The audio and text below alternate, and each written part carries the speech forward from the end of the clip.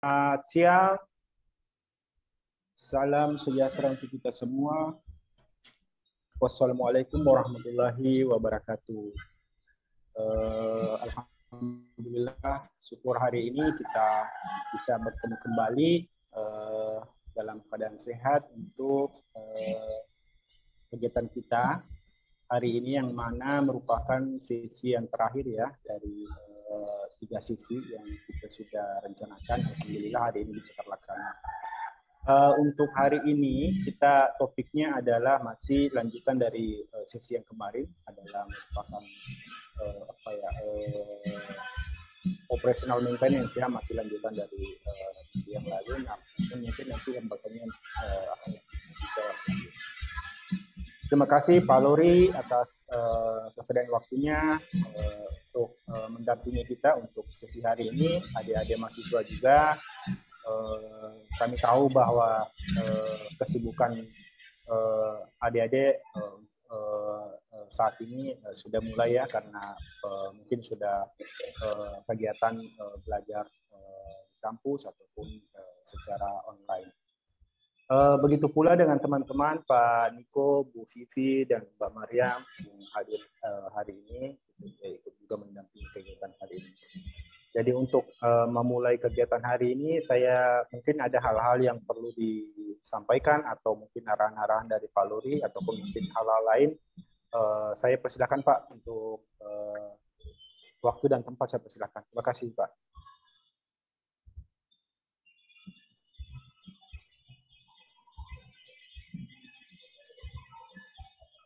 Saya kan? Ya, silakan Pak. Silakan Pak. Oh ya, baik, terima kasih Pak Mun, Pak Simanjuntak, Bu Vivi dan Bu Mariam. Terima kasih. Mungkin ini hari terakhir ya untuk kuliah umumnya Bu Vivi ya, Bu Mariam. Terakhir untuk teknik elektro Pak. Ah ya, oke. Baik, ya. Jadi ada harapan, kemarin saya coba sharing dengan teman-teman, dengan mahasiswa, bahwa memang mereka cukup tertarik. Kemarin saya kuliah mata kuliah Cathode Protection dengan mahasiswa, jadi mereka tuh tertarik dan memang mereka ada punya keinginan untuk belajar lebih lanjut. Jadi saya bilang nanti dari apa yang Bu Mariam berikan, nanti kita akan follow up di kuliah lanjutan dan kemudian kita akan masuk praktek ya. Jadi nanti saya akan lanjutkan, tapi katanya materinya belum di-share ya ke mahasiswa Bu Mariam. Oh iya, saya lupa Pak. Saya lupa. Ada di saya juga Pak, nanti saya share. Iya. Iya. Oh, ya. Yang itu mungkin jadi pegangan supaya nanti saya yang nanti saya tinggal lanjutkan dengan mereka, memberikan lebih dalam lagi terkait dengan yang sudah diajarkan oleh Ibu Mariam. Jadi terima kasih sekali Ibu. Mungkin hari ini Ibu saya tidak ikut sama-sama, nanti sudah mau selesai baru saya masuk, karena saya lagi diundang dengan KIBTKI Bu Pak Hari. Pak Hari. Dengan Pak Hari, ya. Pak Hari untuk ya Pak. Ya, mau bicarakan kerjasama itu, kan saya sudah menyurat ke sana, jadi mau dilanjutkan pembicaraannya, Bu Vivi. Janjiannya waktunya sama. Iya, sukses ya Pak Loria. Biar semua jalan dengan baik. Ya, oke. Jadi terima kasih banyak Bu Vivi, tapi nanti saya usahakan sebelum tutup saya masuk kembali, Bu. Siap Pak. Ya, terima kasih Pak Lori. Oke, baik, terima kasih Ibu. Ya, terima kasih Pak Lori untuk arahannya, dan mungkin tadi ada beberapa informasi terkait dengan ketertarikan untuk menindaklanjuti daripada materi-materi yang sudah dipresentasikan beberapa waktu yang lalu. Terima kasih Pak Lori sekali lagi. Untuk selanjutnya kita masuk ke sesi materi ya. Jadi Mbak Mariam sudah siap, Mbak? Ya, siap-siap. Ya, oke. Terima kasih Mbak Mariam. Jadi untuk sesi hari ini untuk Mbak Mariam kita ada waktu ya sekitar 45 menit ya usi TV ya untuk materi. Ya, untuk materi. Ya, jadi nanti tolong adik-adik mungkin bisa kalau ada hal-hal yang kurang jelas atau mungkin hal-hal yang perlu dipertanyakan silakan dicatat. Nanti bisa ada sesi khusus langsung, bisa juga mengetik di kolom chat saja. Baik, terima kasih teman-teman dan adik-adik sekalian. Silakan Mbak Mariam untuk memulai sesi materinya. Ya, terima kasih Bang Mulawir. Assalamualaikum warahmatullahi wabarakatuh. Selamat siang teman-teman semua. Kedengaran nggak suara saya, Bang Mun ya? Iya, jelas Mbak. Jelas ya. Ya, selamat siang. Kita melanjutkan training 2 minggu lalu berarti ya, tentang terakhir itu ONM oleh UCTV ya. Saya mungkin izin share screen dulu ya, sekalian konfirmasi nih ke UCTV apakah ini materinya sudah kemarin atau belum. Atau saya yang share aja ya? Saya aja Uci. Oke, siap. Ya, saya kayaknya akan combine materinya Mas Kurnia dan Pak Amran. Gitu karena ini kemarin belum ya Uci ya?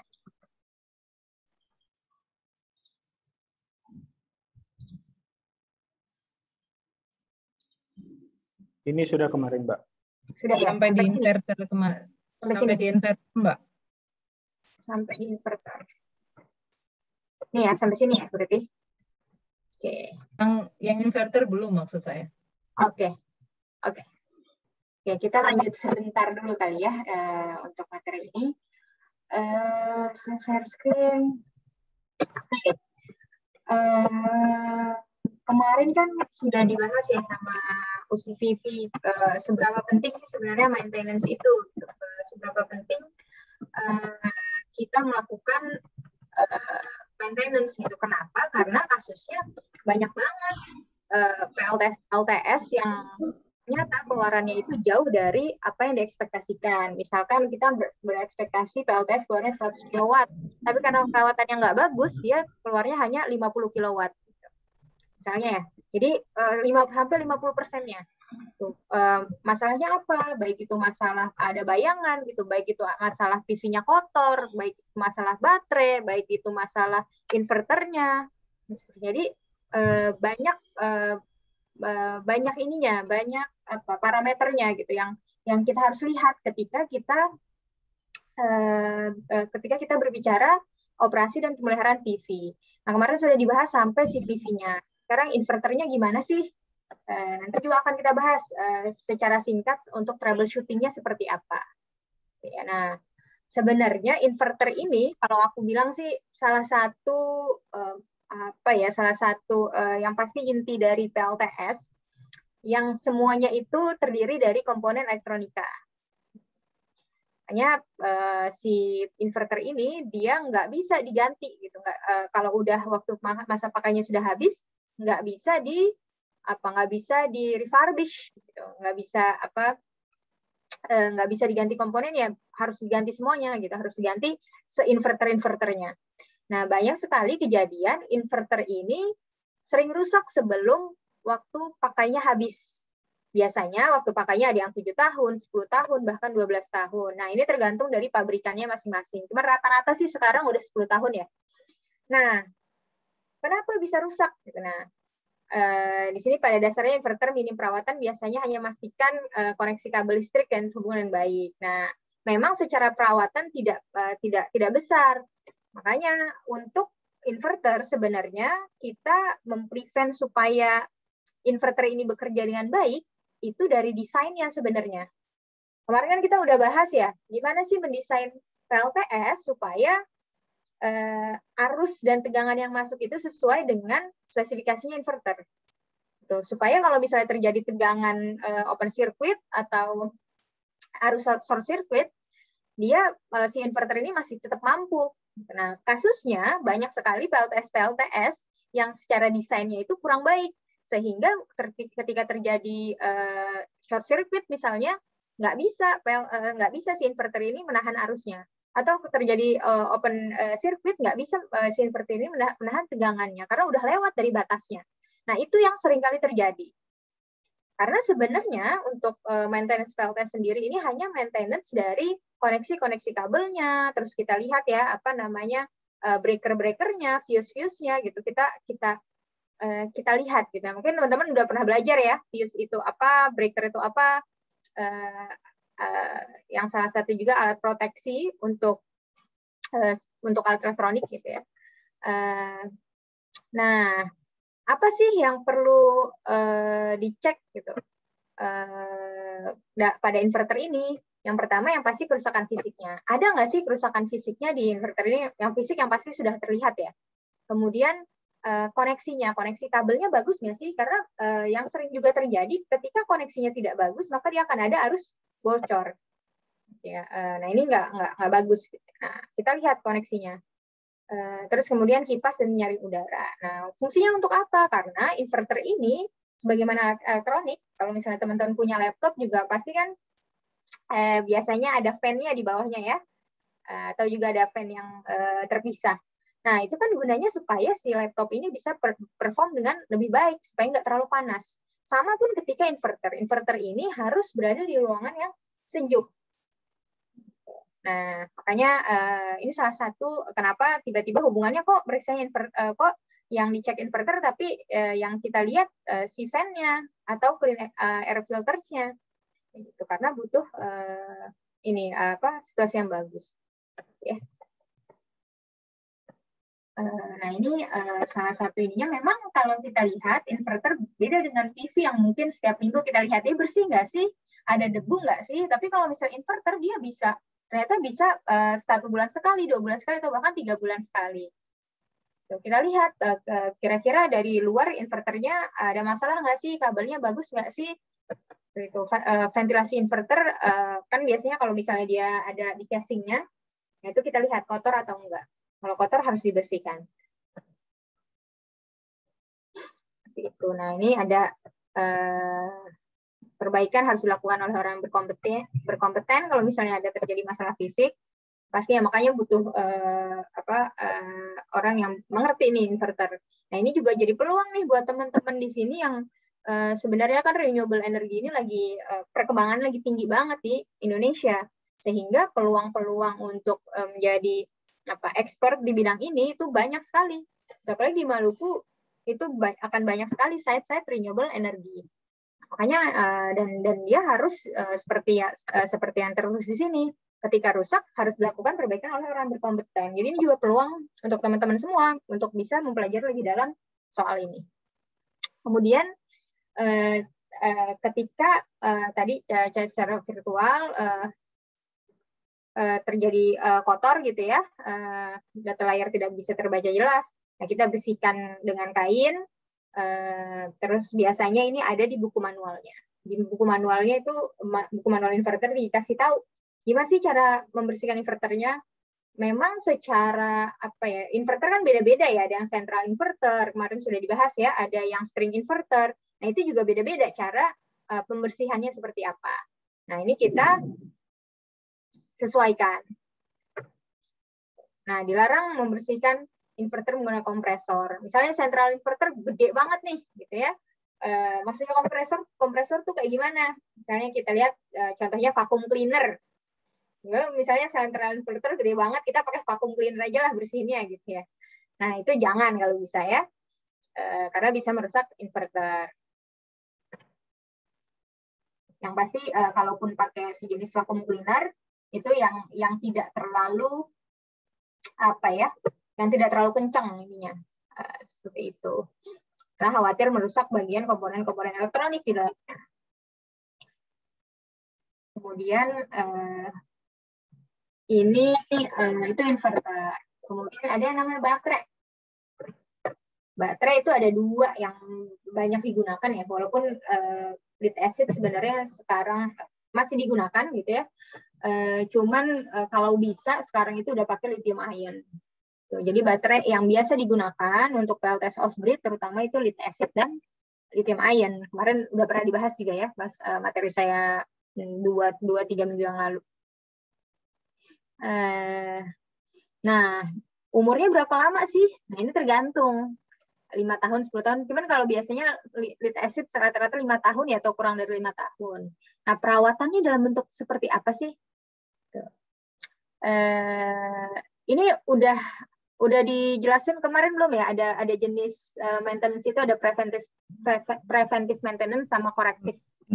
Minggu lalu udah sih, preventif, korektif semua udah. Cuman kita nggak touch base sama baterai, Mbak, belum. Siap. Ya. Jadi ini salah satunya yang contoh preventif ya, ketika untuk mencegah adanya masalah. Nah, apa aja sih? Yang pasti pembersihan secara teratur. Ini standar ya, baik itu baterai, PV, inverter, dibersihkan secara teratur.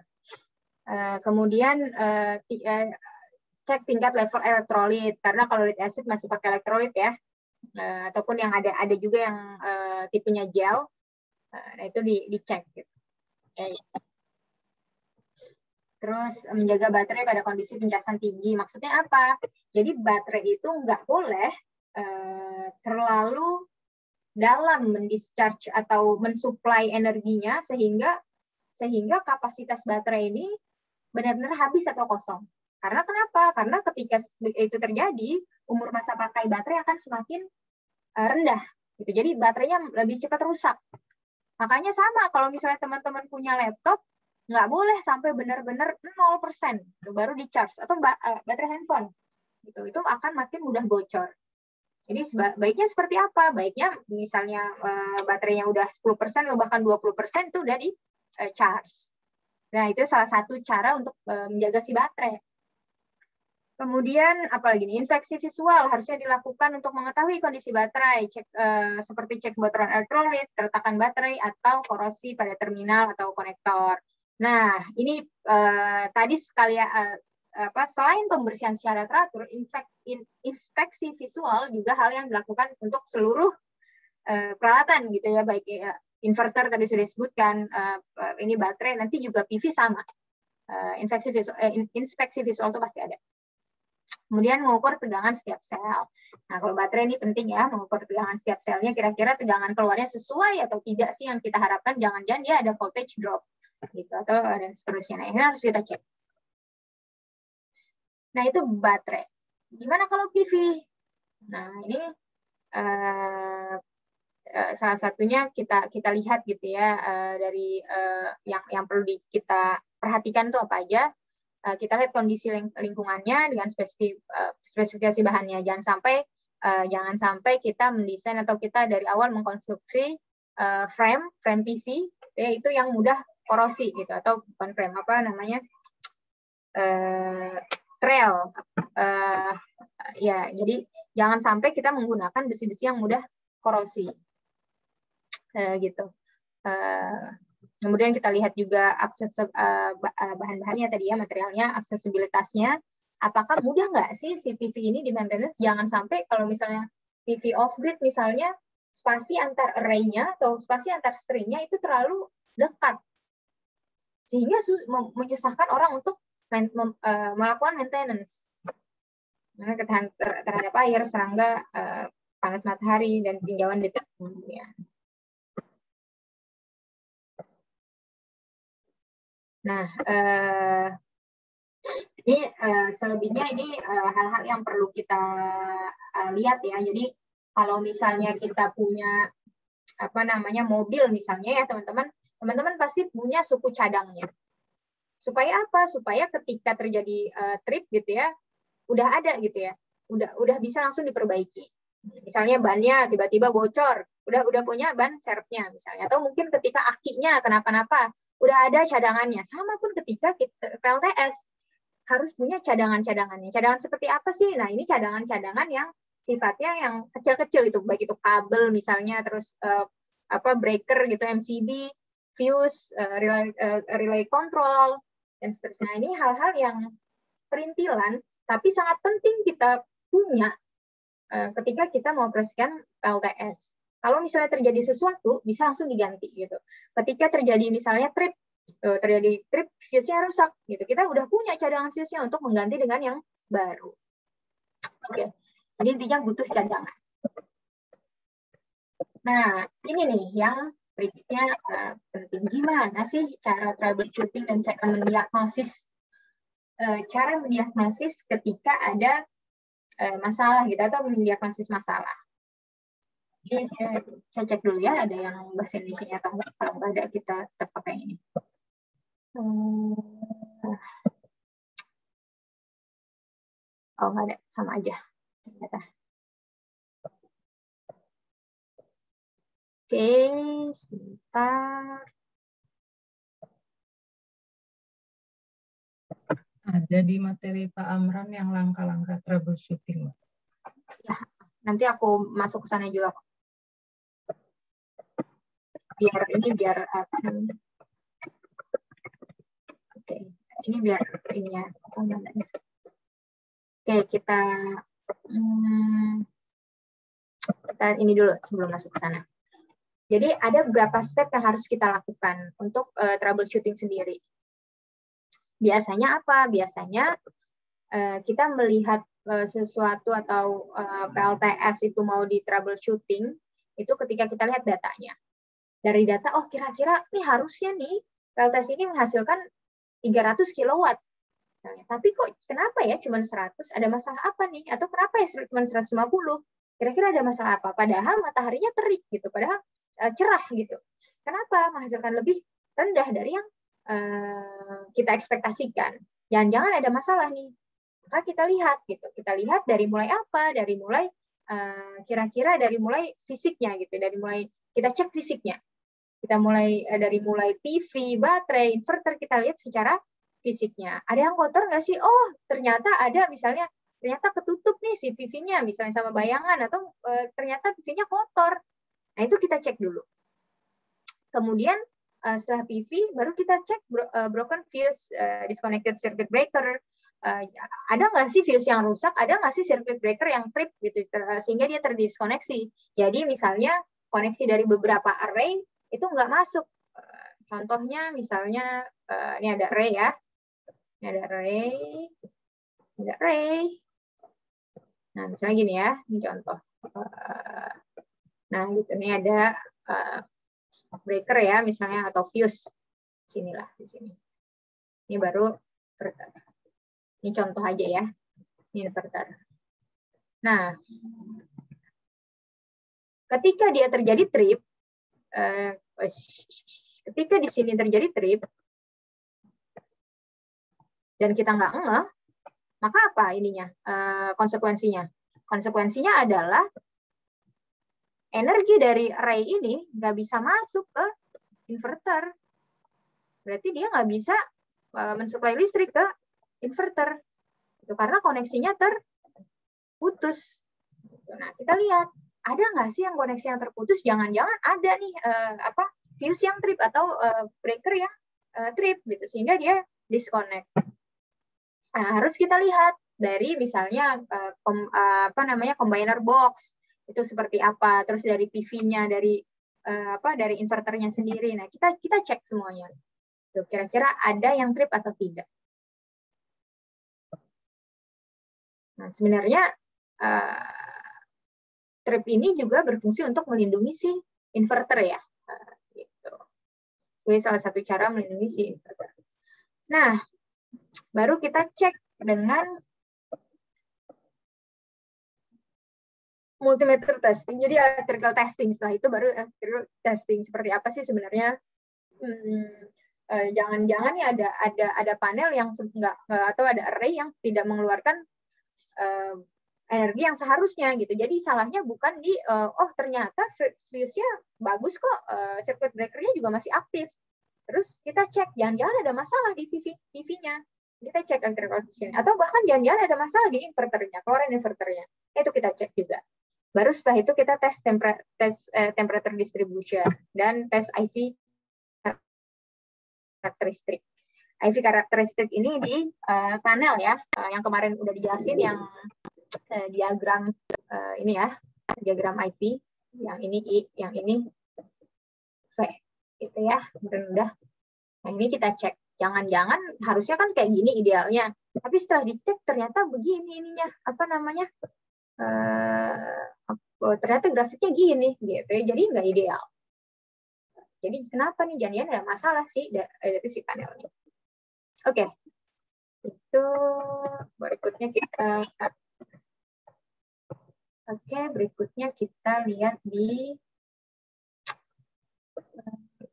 ya.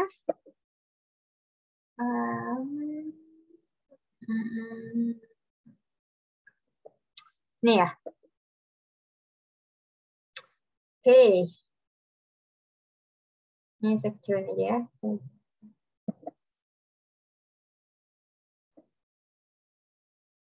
Oke, jadi troubleshooting itu apa? Tadi kan kita udah coba go through sedikit. Intinya troubleshooting itu adalah bagaimana cara kita mendiagnosis apakah ada masalah dari solar PV kita atau dari PLTS kita. Ada masalah nggak sih? Nah, kira-kira kalau ada masalah, masalahnya di mana ya? Nah, itu troubleshooting adalah salah satu cara kita biar tahu nih masalahnya di mana supaya kita bisa memperbaikinya, ya, supaya kita bisa mendiagnosa isu-isu apa aja sih pada PLTS. Nah, jadi kemarin udah kita ini yang tadi aja sih yang tadi aku jelasin juga bahwa yang paling penting itu ketika kita PLTS kita bisa mendesain dengan baik, kita bisa memelihara dengan baik, ya, kita bisa mengoperasikannya dengan baik, itu memeliharanya dengan baik sehingga kita tahu sumber masalah dan penanganannya seperti apa. Nah, ini juga udah tadi nah, coba deh teman-teman baca di sini. Jangan sampai sistem mempunyai kapasitasnya di kapasitas baterai di bawah 20%. Nah, apa aja sih tools-toolsnya? Jadi kalau kita bilang apa pengecekan tadi troubleshooting pasti butuh yang namanya tools, pasti butuh yang namanya alat-alat kan. Nggak bisa kita dengan tangan kosong kita ngeceknya gimana, kan? Nggak bisa gitu. Nah, itu harus punya toolsnya. Apa aja sih? Mungkin teman-teman sudah familiar ya dengan alat-alat ini. Ini ada minimum item atau equipment yang kita perlukan. Ada multimeter untuk mengukur tegangan, arus itu berapa sih. Terus kita punya obeng, tang untuk apa? Supaya jangan ada nih framingnya atau mountingnya itu enggak bagus ininya, nggak kuat gitu ya. Atau mungkin kita harus buka inverternya atau harus buka panel dan seterusnya. Itu butuh obeng, butuh tang dan alat-alat inilah tools, seperangkat tools itu. Kemudian butuh nah ini juga tools lainnya ya, kunci L, kunci Moore dan seterusnya untuk baterai terminal. Kita cek si baterai terminalnya. Kemudian sebaiknya kita juga mempunyai tadi udah dibahas ya, kita mempunyai ekstra kabel, kita mempunyai isolasi, MCB, bahkan di sini disebutin ekstra baterai. Nah, supaya apa? Supaya kalau rusak kita bisa segera menggantinya. Karena apalagi di off grid kalau misalnya baterai rusak, nah itu sebenarnya jadi sumber masalah. Kenapa? Karena kalau off grid kan nggak ada sumber lain ya selain CPV-nya, selain PLTS-nya nggak ada sumber lain, maka ketika baterainya rusak, itu harus segera diganti. Kalau misalnya dia nggak diganti, maka supply ke beban atau supply ke desa-desa itu akan sangat terbatas, dan juga secara sistem akan ada energi-energi yang terbuang, karena harusnya dia tersimpan di baterai, tapi nggak bisa tersimpan.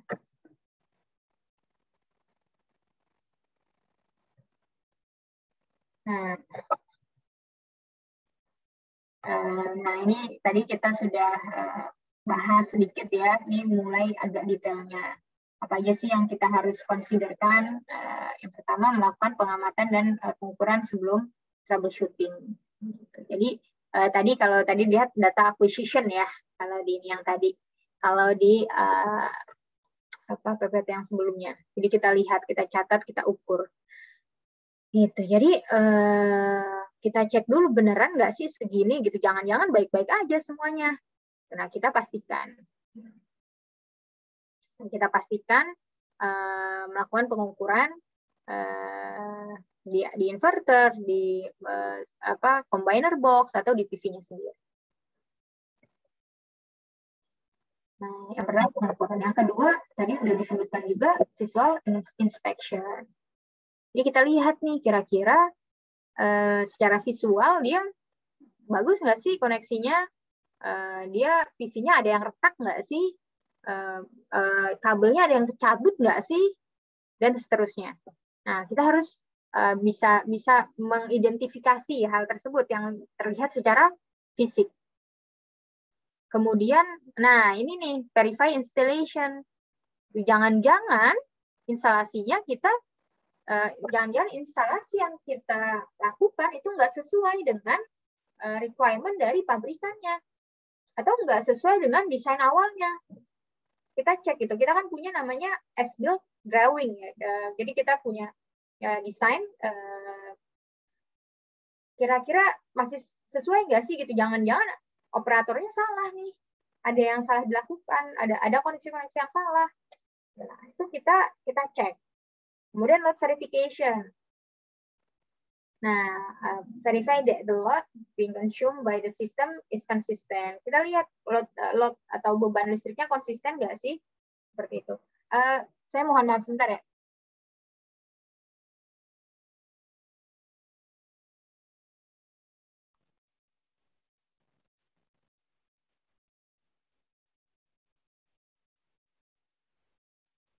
Halo, ya Mbak Mariam lagi izin sebentar. Kalau ada pertanyaan nanti adik-adik nanti disimpan aja ya. Pas setelah ini ada sesi tanya jawab, bisa bertanya. Ya, bisa juga dicek ya. Oke, mohon maaf tadi ada persen sedikit. Ya, jadi kita verify load-nya sesuai atau tidak. Load-nya sesuai ekspektasi atau tidak. Nah, ini salah satu yang perlu kita konsiderkan. Nah, sebenarnya untuk load sendiri itu nggak banyak yang bisa kita lakukan gitu ya, karena sebenarnya ini kan dari sisi demand-nya. Berarti yang harus kita lakukan adalah demand management. Kalau misalnya teman-teman pasang PLTS di rumah, terus ternyata PLTS ini pengen off-grid, pengen lepas dari jaringannya PLN misalnya. Nah, ternyata konsumsi kita melebihi ekspektasi kita, melebihi sih bisanya PV, sehingga kita nggak bisa menggunakan listrik 24 jam. Sedangkan PLN udah kita putus. Nah, makanya kita harus lihat nih load-nya. Kita harus mengkonsumsi lebih hemat, listrik lebih hemat, atau menggunakan appliance alat-alat listrik yang lebih hemat. Itu. Nah, ini contohnya, contoh visual check itu seperti apa di terminal-terminal atau koneksi-koneksi. Nah, kita lihat nih. Nah, kalau teman-teman lihat di sini, ini kelihatan ya leleh atau koneksinya nggak bagus. Nah, ini terjadi gitu. Ini terjadi. Kenapa bisa terjadi? Yang pertama karena arus yang lewat di kabel itu ternyata lebih besar daripada kapasitas sih isolasi ini. Gitu. Kapasitas isolasinya lebih besar sehingga dia leleh. Atau mungkin kualitas dari koneksi-koneksinya juga nggak bagus. Sehingga terjadi hal seperti ini. Ini namanya connection junction ya. Jadi kita lihat gitu koneksi-koneksinya. Kemudian juga kita cek kabel loopnya, apakah dia korosi atau tidak. Nah ini karena kan banyak PLTS itu di luar ya, akan ada hujan. Apalagi kalau teman-teman misalnya di Maluku banyak pinggir pantai. Misalnya, nah itu kira-kira dicek nih apa namanya mounting-mountingnya itu korosi atau tidak.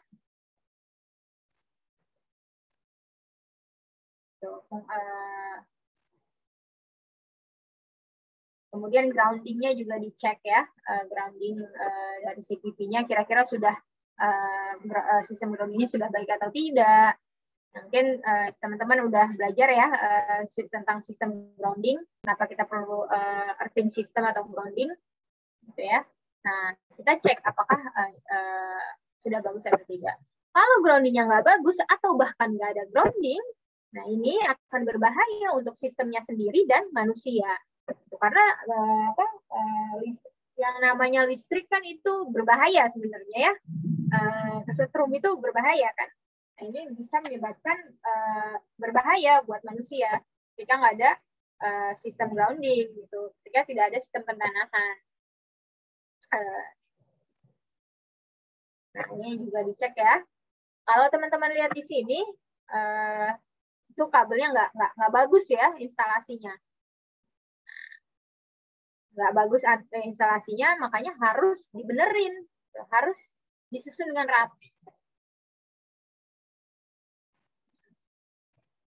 Nah, ini contoh aja, nanti saya bukain salah satu buku yang bagus banget untuk teman-teman lihat soal instalasi PLTS yang juga di sana mencakup mana sih instalasi yang benar dan mana sih instalasi yang buruk gitu ya, yang dikeluarin sama ESDM.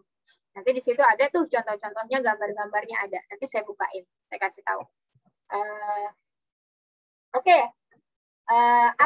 Apalagi sih yang harus kita consider? Gitu. Nah, ini juga udah saya bahas. Pastikan tidak ada bayangan pada modul.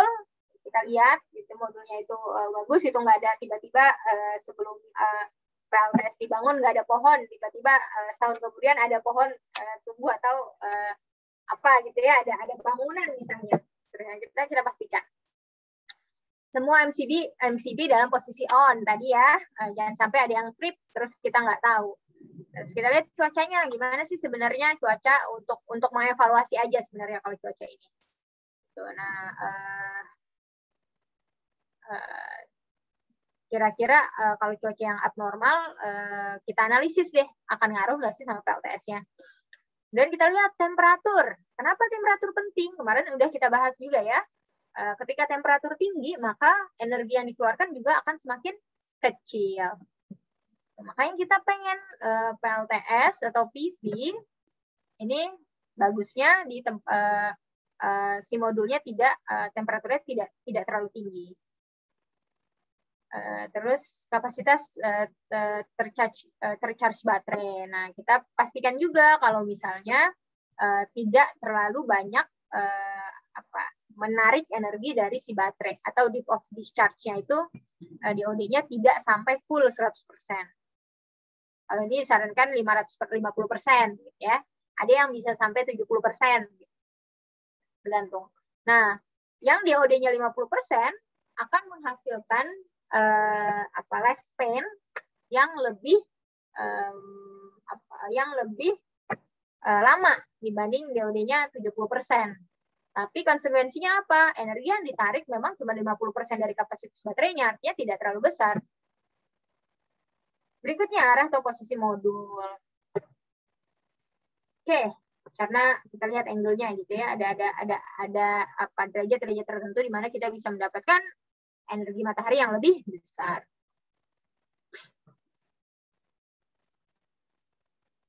Oke. Nah, ini tinggal berapa lagi?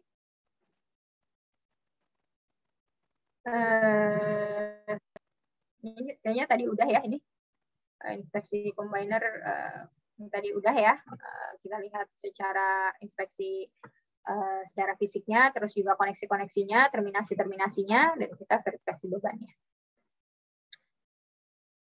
Nah, khususnya buat baterai kayak gimana sih troubleshooting-nya? Pertama kita cek dan record tegangan baterai. Jangan-jangan ada nih baterai yang tegangannya nggak sesuai. Kenapa nggak sesuai? Oh koneksinya udah bagus kok. Atau oh nggak sesuai karena koneksinya nih, nah, gitu ya. Kita cek. Kita record tegangannya, baru kita analisis. Yang mana aja nih baterai-baterai yang nggak bagus. Terus kita periksa koneksinya. Oh ternyata koneksinya bagus semua. Kenapa nih itu terjadi, gitu kan? Nah, bila tegangan baterai 11,5 dan 12,6 pada 3023, 25,2 volt atau 24 volt sistem, cek. Jadi kita cek kontrol baterainya tuh gimana sih statusnya. Kalau misalnya kontrol baterai itu menandakan berwarna merah biasanya berwarna merah, maka sebaiknya beban diputuskan. Supaya apa? Supaya baterai stabil dulu. Kenapa ini penting gitu manajemen? Kenapa perlu diputuskan? Berarti si beban tidak bisa mendapat supply listrik, bisa jadi.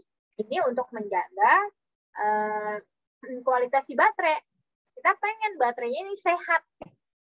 Kita pengen baterainya ini berperforma dengan baik. Maka tidak boleh terlalu berlebihan diberikan pembebanan. Kemudian cek manual baterai untuk melihat lampu indikator. Ini beda-beda mungkin ya setiap baterai. Kita cek ininya. Bila baterai tidak bermasalah lagi tapi masih undercharge, maka kita coba cek dengan mencharge baterai. Kita lihat kalau misalnya selama 24 jam si baterai ini masih bermasalah, jangan-jangan si baterai ini ya state of health-nya udah jelek gitu. Jadi memang udah rusak dalamnya, udah keburu rusak gitu karena karena kita bebani terlalu besar gitu ya, kita menarik energi dari baterai terlalu tinggi gitu dari kapasitasnya, sehingga dia drain. Nah, ini kita cek gitu. Jangan sampai baterai kita undercharge. Kalau bisa itu yang tadi disarankan ada yang 50%, gitu ya. Ada yang kalau pakai lithium ion sebenarnya masih 70%, 80% itu masih oke. Nah, itu baterai yang kedua, solar array. Nah, hal yang terpenting dalam troubleshooting solar array adalah short circuit current dan open circuit voltage. Nah, ini yang sudah saya sebutkan dari materi-materi yang sebelumnya. Ya, VOC kita lihat bahwa kita lihat di spesifikasi modulnya gitu ya. Harusnya berapa sih VOC-nya nih? Gitu. Kita nggak pengen terjadi VOC sehingga ininya trip gitu ya, sehingga PLTS-nya trip. Nah, ini kan sama VOC setiap modul kan harusnya sama ya. Nah, kemudian ISC sama gitu, pengecekan harus dilakukan pada cuaca baik dan tidak berawan sehingga data radiance yang dapat cukup. Maksudnya apa? Jadi supaya kita tahu nih kira-kira paling tinggi arusnya tuh berapa sih yang didapatkan.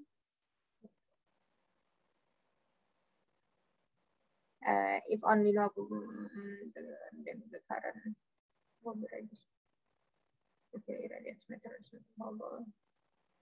Oke. Jadi kita lihat gitu. Kita lihat ada problemnya atau enggak sih dari tegangan dan arusnya. Maka kita cek VOC-nya kira-kira ketika kita lakukan tes VOC pada sebuah modul, ini sesuai enggak sih dengan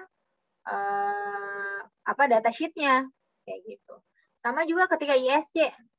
Sesuai enggak sih dengan data sheet-nya? Kita lakukan pengecekannya. Nah, berikutnya setelah itu kita cek wiring-wiringnya, kabel-kabelnya di setiap string, setiap modul.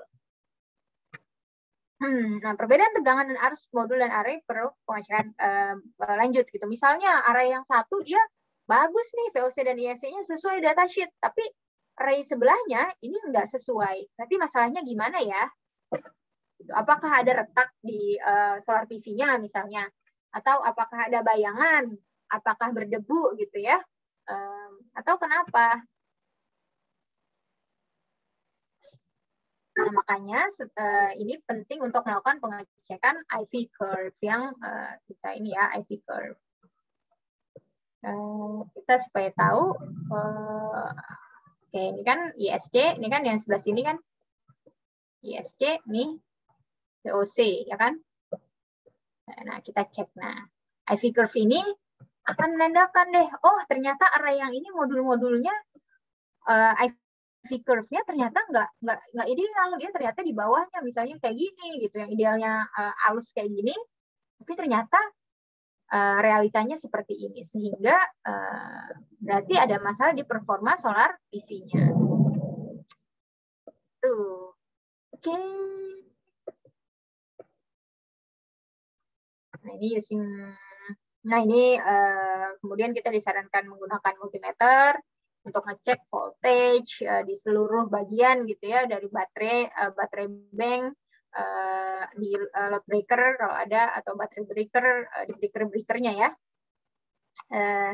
Terus baterai side of charge controller, dan semuanya intinya kita cek voltage-nya berapa gitu, supaya kita tahu ada voltage drop nggak sih. Kalau ada voltage drop, jangan-jangan kenapa nih, ada arus bocor nggak ya gitu contohnya.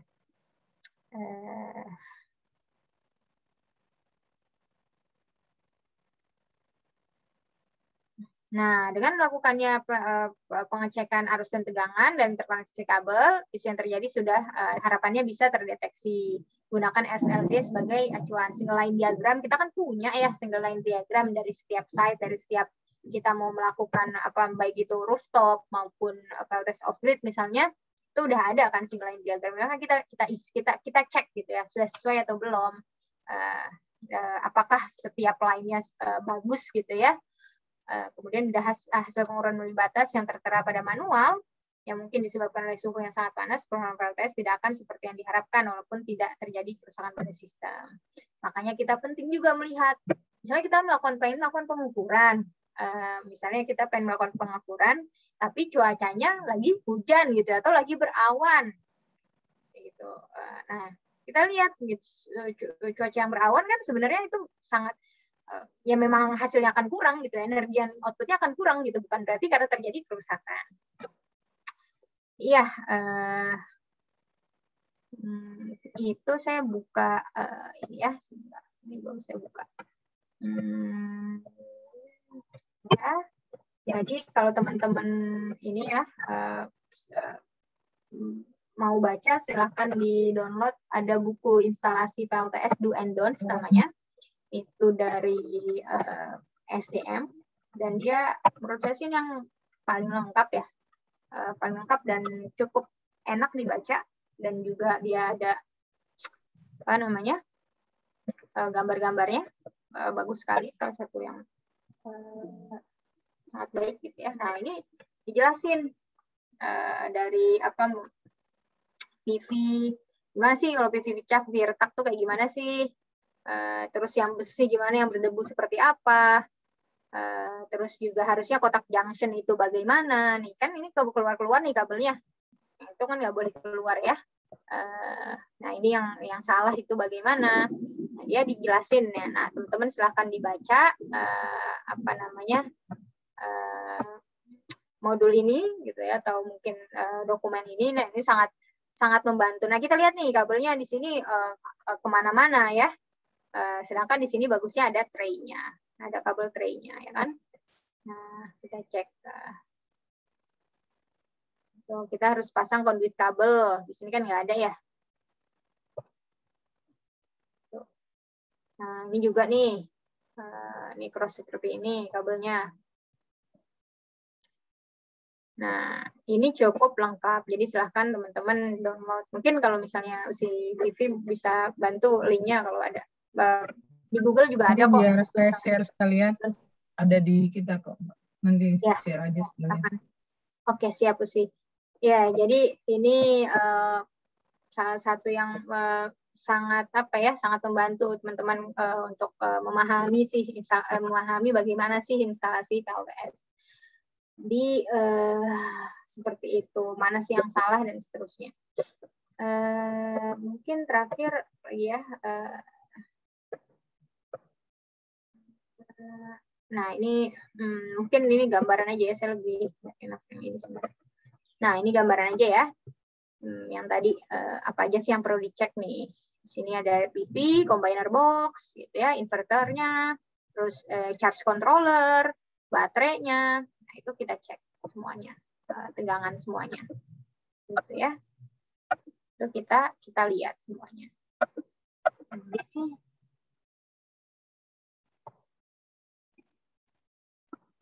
Nah, ini misalnya contohnya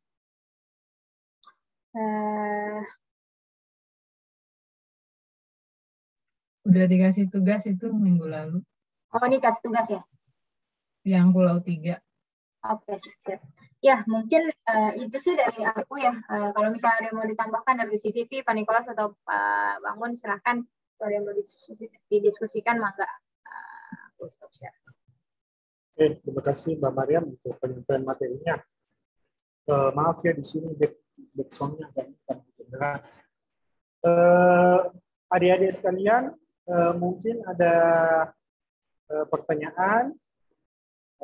Kalau ada bisa interaksi langsung, ataupun misalnya kalau adik-adik masih malu-malu, boleh juga chat di kolom chat. Silakan.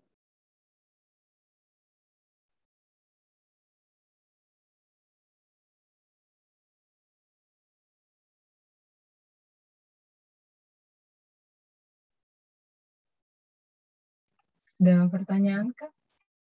Ada pertanyaan adik-adik?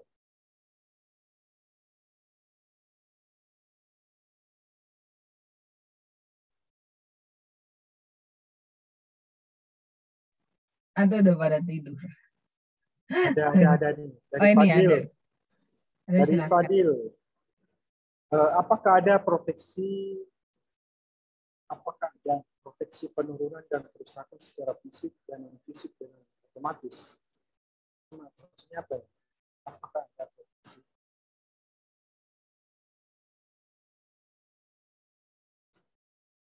Langsung aku jawab aja kali ya? Iya, langsung Mbak. Ya, proteksi penurunan dan kerusakan secara fisik. Nah, ini kalau misalnya biasanya proteksi kan memang lebih ke koneksi ya, pengkabelan. Jadi biasanya proteksi lebih ke sana. Makanya ada fuse, circuit breaker, relay, dua pembumian gitu ya, atau apa namanya sistem proteksi. Nah, itu kan biasanya jatuhnya gimana supaya aliran misalnya ada aliran arus yang sangat tinggi, ini tidak mengenai komponen atau tidak mengenai manusia. Itu sebenarnya proteksi sistem listrik. Baik itu sistem proteksi kan suka ada nih apa namanya yang penangkal petir ya. Gimana supaya petir itu tidak menyambar PLTS. Dan juga ya gimana arus itu kalaupun ada arus berlebih misalnya terjadi trip itu jatuhnya mengalirnya ke bumi, bukan ke peralatan ataupun ke manusia. Itu sebenarnya fungsi proteksi dalam sistem listrik. Nah, kalau misalnya proteksinya secara fisik, gimana sih supaya nggak berdebu gitu ya? Nah, ini pasti beda-beda pendekatannya gitu. Gimana sih supaya nggak retak PLTS-nya gitu. Nah, ini kan berarti harus perawatan supaya gimana caranya PLTS tidak dibersihkan setiap hari dan seterusnya kayak gitu sih. Jadi bukan sifatnya ke maintenance gitu, bukan proteksi penurunan karena proteksi itu lebih ke sistem listrik yang memprotek gitu. Jadi kayak gitu. Nah kalau misalnya kita lihat dari aspek ininya gitu ya, kayak misalnya gimana caranya supaya nggak retak tadi ya, atau misalnya nggak berdebu. Nah itu kan ada prosedurnya sendiri. Supaya tidak bolak. Nah, makanya itu penting operation and maintenance gitu supaya kita tahu dan itu harus kita monitor setiap ini gitu. Nah, memang itu salah satu mungkin teman-teman kan di elektro juga ya. Jadi penting setiap plant, setiap nggak cuma PLTS gitu, nggak di pabrik-pabrik operation dan maintenance itu perlu gitu. Untuk apa? Untuk safety. Justru dengan adanya pemeliharaan kita tahu kerusakan itu outputnya apa? Outputnya safety. Nah, safety ini tidak hanya dari output kinerja sebutlah pabrik dan atau PLTS-nya sendiri, tapi juga tidak jangan sampai berbahaya kepada manusia. Tuh, makanya harus rutin dilakukan pengecekan. Kemudian lanjut Mbak. Kestabilan baterai. Di sini saya tanyakan bagaimana cara menjaga kestabilan baterai. Jadi ada yang namanya baterai management system. Nah, baterai management system ini fungsinya apa? Supaya si baterai ini tidak overcharge atau undercharge gitu. Jadi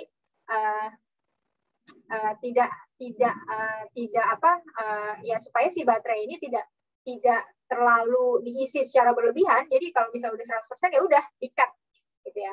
Terus kalau misalnya kita narik daya dari baterai, misalnya maksimumnya si baterai punya kapasitas 20%, ya udah nggak bisa nih setelah ditarik 80% itu udah nggak bisa lagi.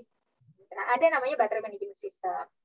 Itu yang harus diinstal di PLTS, terutama PLTS off-grid. Nah, banyak kemarin kasusnya mungkin di Maluku juga tidak menginstal baterai management system ini, sehingga baterainya cepat rusak, dan impact-nya apa? PLTS-nya juga cepat rusak. Oke, berikutnya apa? Mohon maaf, bukan proteksi, pendeteksi. Nah, pendeteksi ya emang harus jadi ada beberapa sistem yang sudah menggunakan sensor. Nah, ini pun harus tetap ada check-in manualnya, gitu kan? Kayak koneksi-koneksi kita nggak bisa langsung ini bermasalah. Misalnya kita cuma tahu array ini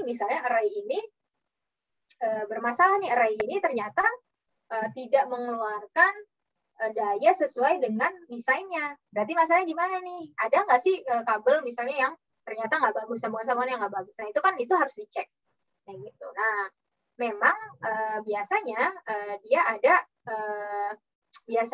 ada beberapa yang pakai sensor.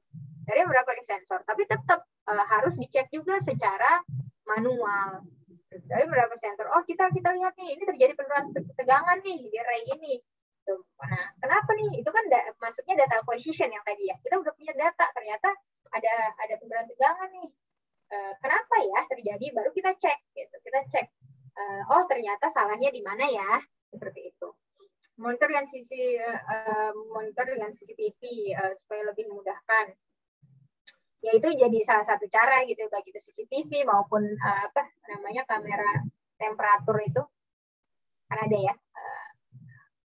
Bangun mungkin tahu misalnya itu, ya itu bisa aja gitu ya, cuman tetap perlu dilakukan maintenance gitu ya, perlu dilakukan inspeksi kayak gitu, inspeksi secara rutin. Nah, ini akan sangat berguna kalau misalnya di PLTS yang kapasitasnya besar, kapasitasnya sudah megawatt gitu. Terus apakah bisa menserikan baterai dengan jenis berbeda, baterai lithium ion dan aki mobil atau lain? Nggak bisa gitu ya jawabannya. Kenapa? Karena sistem kerjanya juga beda, dan biasanya juga tegangan dan arusnya juga beda gitu. Jadi yang kita rangkai ya yang sama gitu, baterai dari jenis yang sama. Bagusnya kayak gitu ya, supaya kenapa nggak terjadi trip. Kalau misalnya beda nih, terus nanti di pertemuannya itu bisa jadi akan ada arus balik gitu, karena jadi akan lebih ribet dari segi maintenance, proteksinya seperti itu. Gitu. Nah, ini beda ya, aki mobil dengan baterai lead acid yang dipakai PLTS dengan aki mobil, walaupun sama-sama lead acid tapi jenisnya berbeda. Jadi nggak bisa pakai aki mobil untuk baterai off-grid misalnya. Sangat tidak disarankan. Yang lain masih ada pertanyaan? Aku mungkin nambah sedikit, ya, Bangun. Silakan. Untuk izin share screen ya.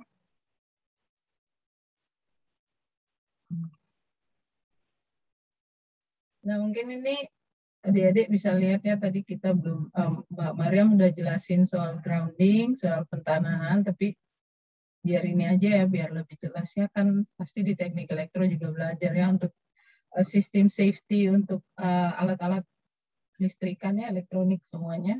Jadi ada grounding. Nah, ini nih, jadi di sini ada yang jelas.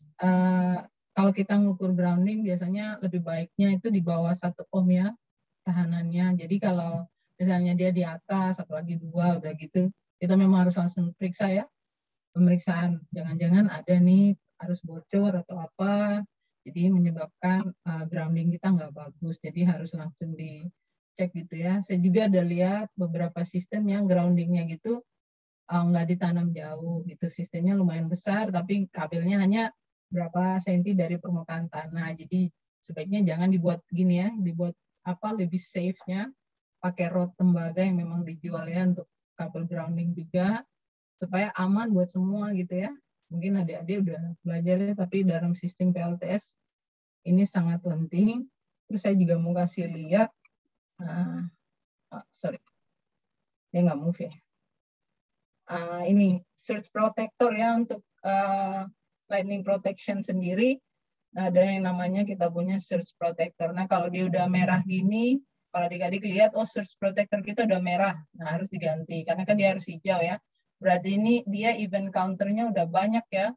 Jadi harus diganti supaya proteksi kita untuk lightning protection kita tetap baik. Itu aja sih Mbak Mariam, Mbak Mun. Ya, baik. terima kasih. Mungkin masih ada lagi sebelum kita ini, karena waktu juga kita sudah agak ini ya. Ini masih ada nih pertanyaan dari Kalau perawatan Fadil. korektifnya lebih ke perbaikan hardware atau komponen itu sendiri.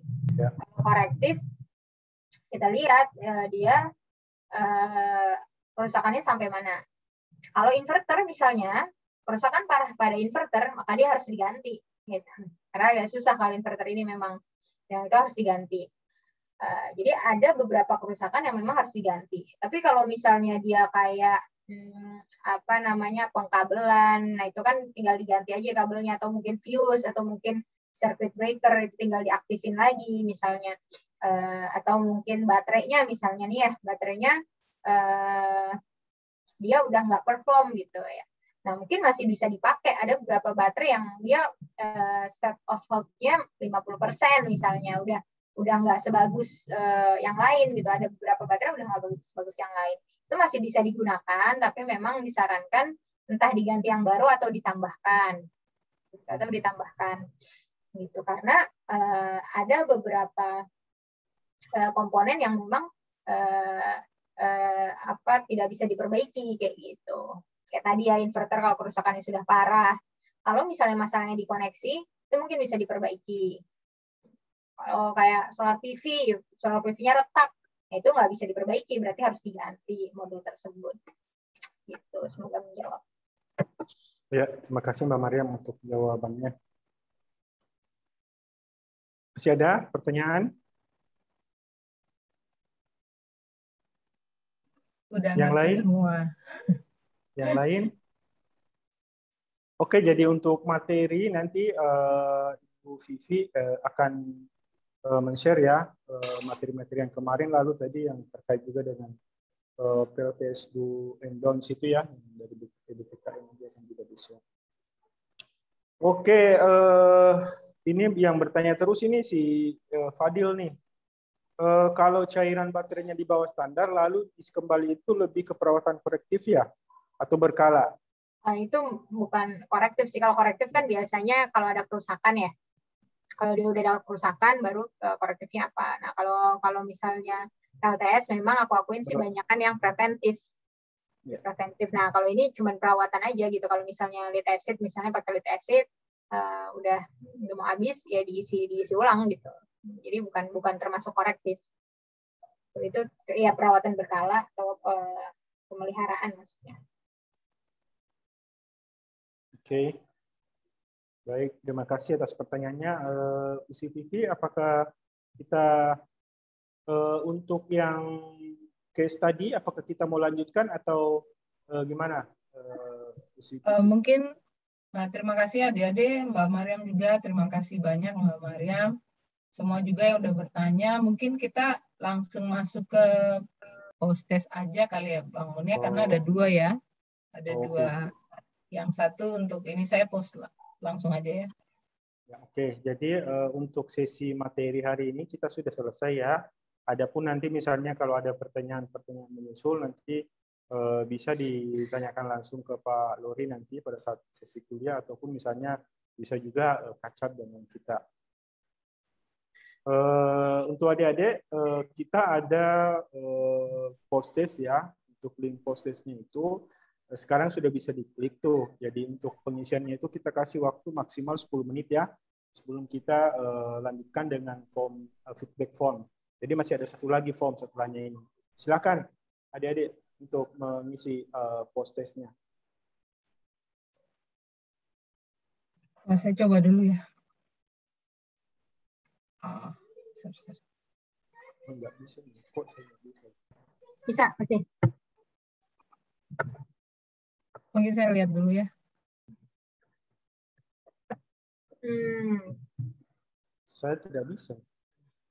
Mungkin untuk desain, Mbak Mariam, post test desainnya. Oh ya, sebentar. Ya, sip. Kemarin udah aku kasihkan ya. Gimana sih? Oh, di Slack ya? Iya, sudah di Slack, tapi kayaknya nggak bisa kebuka ya. Ya, nggak bisa buka.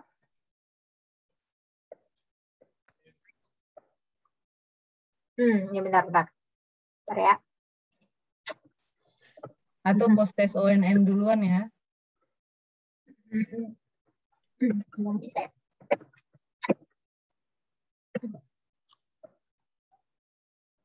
Bentar, aku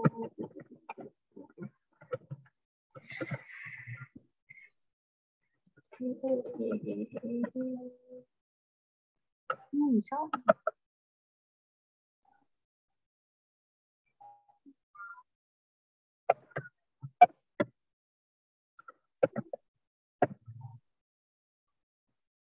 Bisakah?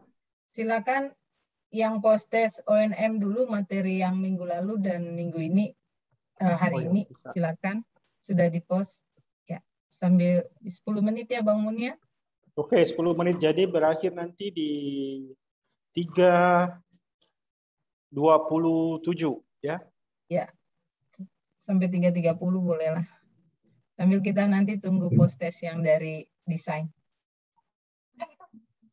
Aku post di chatting ya. Ya, nanti 10 menit, sedikit lagi Mbak Mariam, biar mereka nggak bingung bukanya. Ya.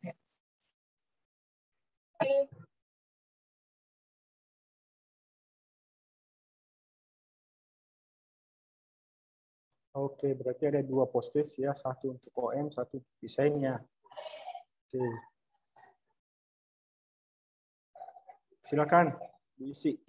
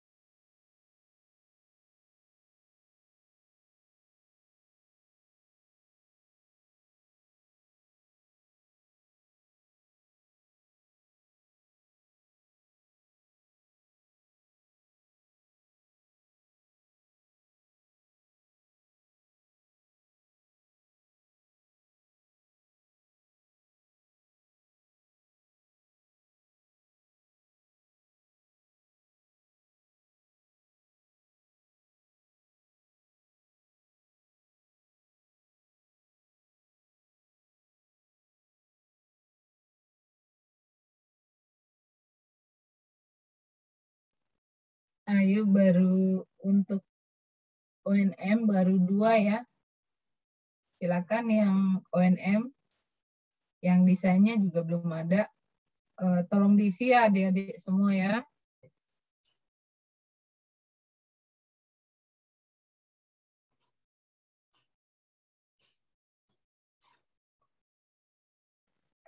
Mungkin yang isi yang pertama dulu yang untuk ONM. Pertanyaannya tidak banyak ya. Lalu yang untuk desain.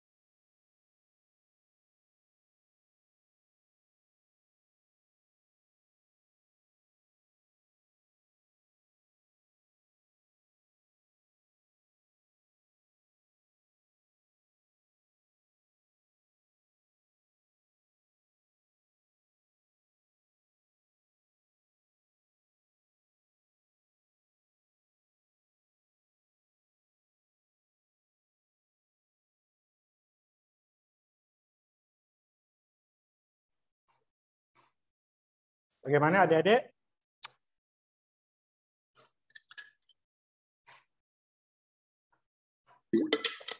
Waktu sisa 2 menit ya.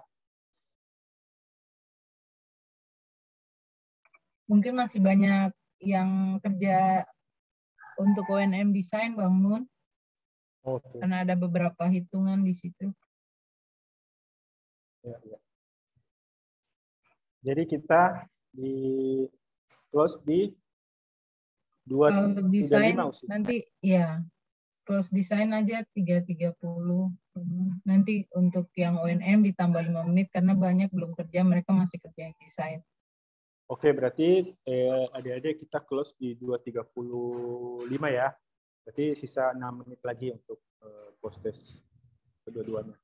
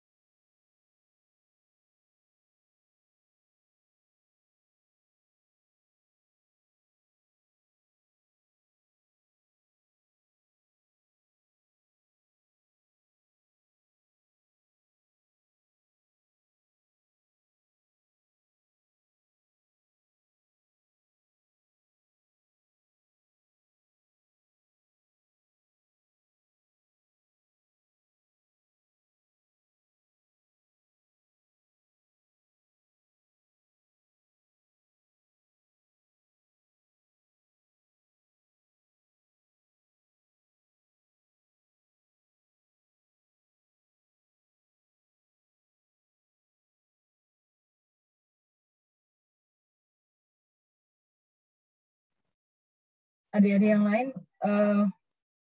masih banyak ya yang belum ngisi. Post testnya mohon diisi ya. Yang untuk desain belum, dan yang untuk ONM juga ONM juga belum ya. Tolong yang belum ngisi tolong diisi ya.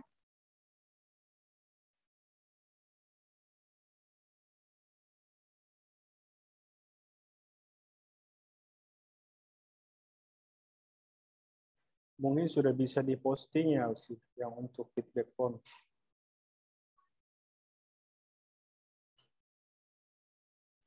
Iya Bang Mun, mungkin ya. 4 menit lagi saya posting Bang Mun. Oh ya, itu yang mau posting. Iya. Biar yang lain kalau sudah bisa langsung. Oh iya, kalau yang sudah bisa ngisi feedback juga ya, ada 7 orang yang sudah, saya posting saja ya.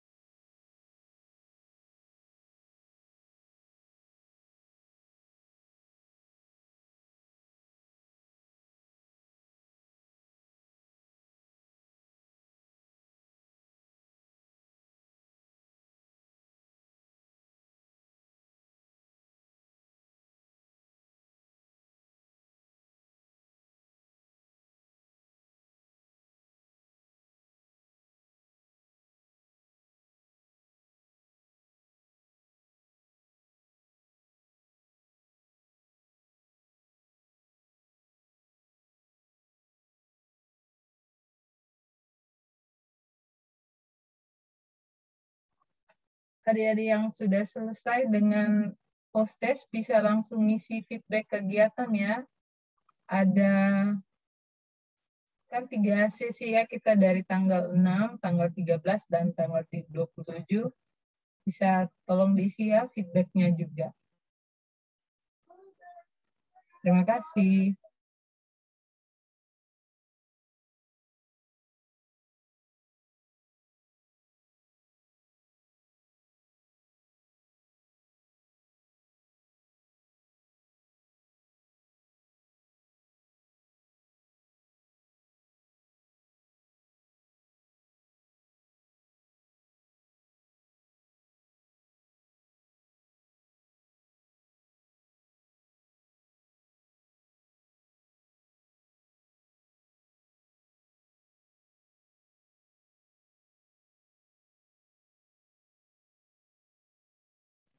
Rata-rata baru 7 orang ya, 7 sampai 8 orang yang mengisi post testnya.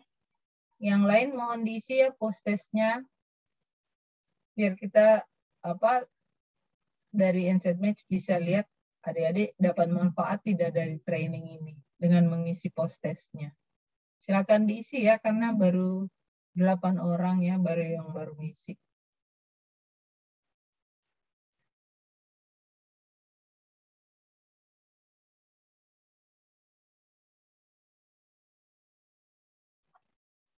Ada sekitar 14 orang, 14 mahasiswa, jadi baru 8 ya.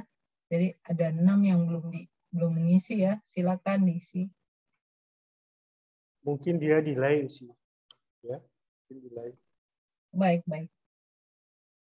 Ya, mungkin yang terakhir ini yang untuk feedback adik-adik bisa ini, karena harapannya ini semua terisi, karena nanti adapun mengenai hasil post test ataupun pre-testnya itu nanti akan juga dilaporkan ke Pak Lori sebagai penanggung jawab di sana. Jadi adik-adik tolong untuk yang masih dilanjutkan ya untuk mengisi post test ataupun feedbacknya nanti.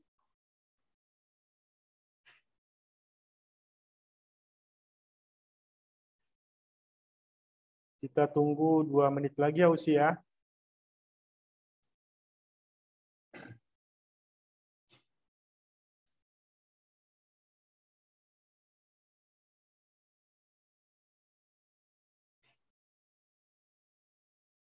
Berapa menit lagi, Bang Bun? 2 menit lagi ya.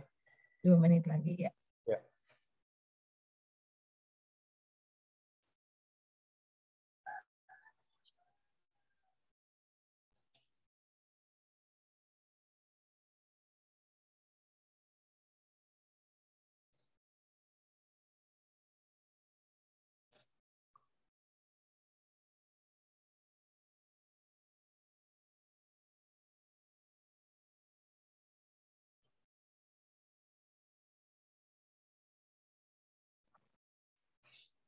Baru Joshua, Andini yang mengisi feedback.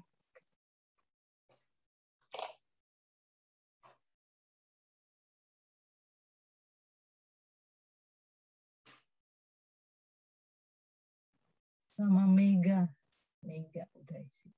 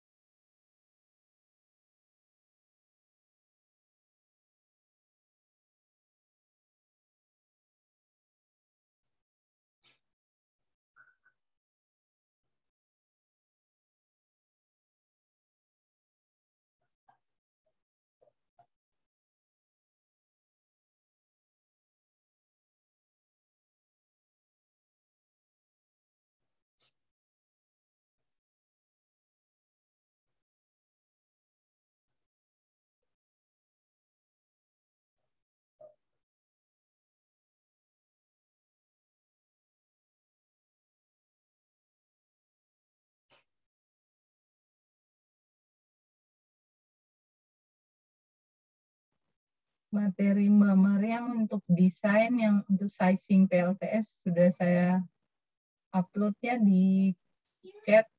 Adik-adik mahasiswa bisa download ya. Yang materi tanggal 13 sama Mbak Mariam.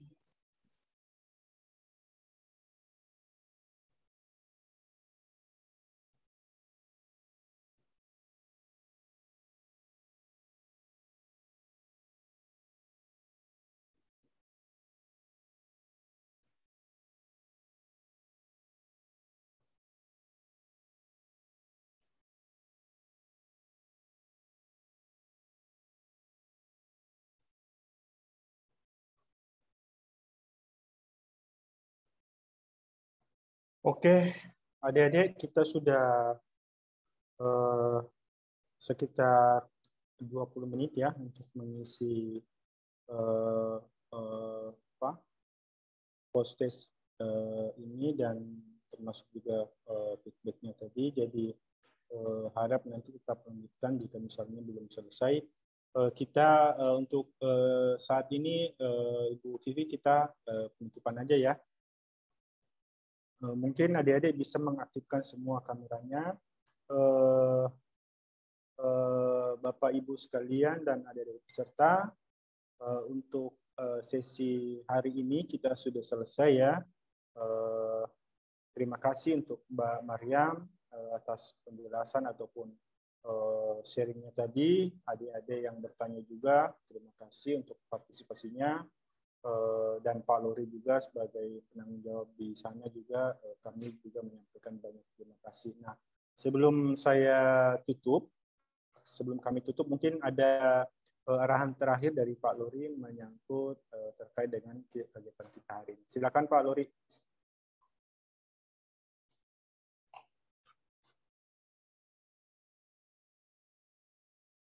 Masih mute, Pak. Masih mute, Pak. Pak Luri, suaranya masih mute. Oh ya. Baik, terima kasih Pak Munawir. Dan juga terima kasih buat Ibu Mariam yang sudah memberikan bekal pengetahuan kepada mahasiswa kami. Ini mahasiswa kami ini D4 ya, D4 Teknologi Rekayasa Sistem Kelistrikan Migas.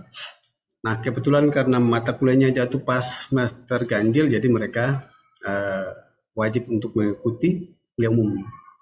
Nah, selanjutnya apa yang sudah Ibu Mariam berikan, saya akan tetap melakukan follow up, mengembangkan apa yang sudah Ibu Mariam sampaikan kepada mereka. Dan mungkin dari saya masukan Ibu Vivi dan Pak Mun, kalau memang bisa, semester genap juga ada. Kalau semester genap itu kan kelasnya D3. Dari D3 teknik listrik. Ya, Februari. Dan itu mereka 3 kelas, Bu. Ada sekitar ya 75 orang lah mereka. Jadi kalau D3 kan banyak. Nah, kalau D4 ini kan mereka cuma 19 orang. Ya. Jadi terima kasih sekali Ibu Mariam yang sudah memberikan bekal pengetahuan. Saya berharap bahwa kepada seluruh mahasiswa apa yang sudah disampaikan ke Ibu Mariam, nanti saya akan sama-sama kita akan mengevaluasi sama-sama sampai sejauh mana apa yang kalian pahami, lalu kita akan melanjutkan dengan praktek di bengkel. Ya, jadi itu saja yang saya bisa sampaikan Pak Mun. Sekali lagi mohon maaf Ibu Mariam jika selama kuliah umum ini mungkin ada mahasiswa kami yang bersikap kurang bagus atau responnya kurang